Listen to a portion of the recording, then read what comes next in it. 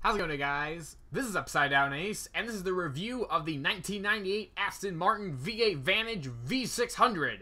Now, that V600 is the special edition of the V8 Vantage. It means 600 horsepower. That's what it means. This thing has a massive 5.3-liter twin supercharged V8 engine, top speed of 194 miles an hour, and 600 pounds-feet of torque.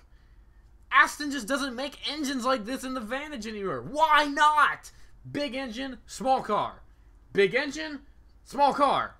Very logical. What does it mean? Very fast. 0 to 60, 4.6 seconds. And I believe I'm correct in saying this, that only 40 of these V600 models were ever made. But does it have a flaw? It's not the prettiest Aston that they've ever made, if I'm honest. The rear, I like the back. I like the back of it, you know, kind of the swooshy kind of feel, and I like the contrasting light colors with the blinkers and the brake lights.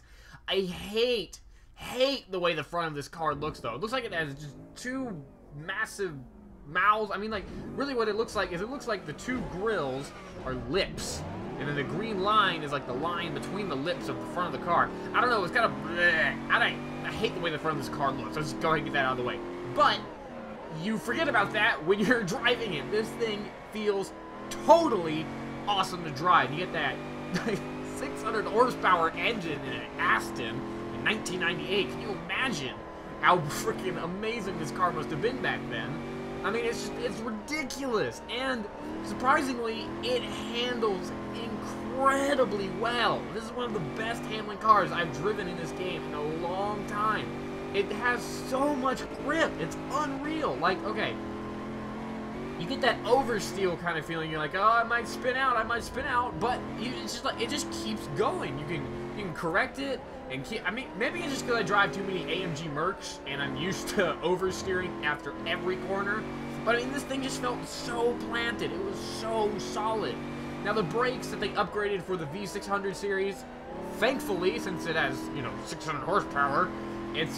They work fine. They slowed me down enough. I actually was braking a little too early. I wasn't being brave enough. This is like my first lap in the car. One thing I did notice, and I'm sure you've noticed by now, the nice wood trimming. Despite the 600 horsepower, Aston still kept this as kind of a luxury vehicle with the wood and all the other nice little perks that you get inside in the interior, which is a little, I mean, it's a little surprising, but you know, I don't mind. It's kind of like a Rolls Royce, you know, you put a massive engine in a Rolls, but, you know, it's still nice inside. So, upgrade-wise, I was hoping there was a way you could, like, maybe change the front bumper, but you just get the Forza bumpers, or the Forza spoilers, and they really just make it look worse. They really didn't do anything to look up the car. Upgrade-wise, you know, you can put the Aston 177 engine in it, and that is craziness. That's the 750 horsepower engine, which is, you know, 150 more than you get in this Aston, but it's still powerful enough. In fact, I didn't want to upgrade it at all. Look at this turn. It felt so solid through these long bends. It was great. I love this car. I hate the way it looks. It's freaking ugly, but it drives amazing.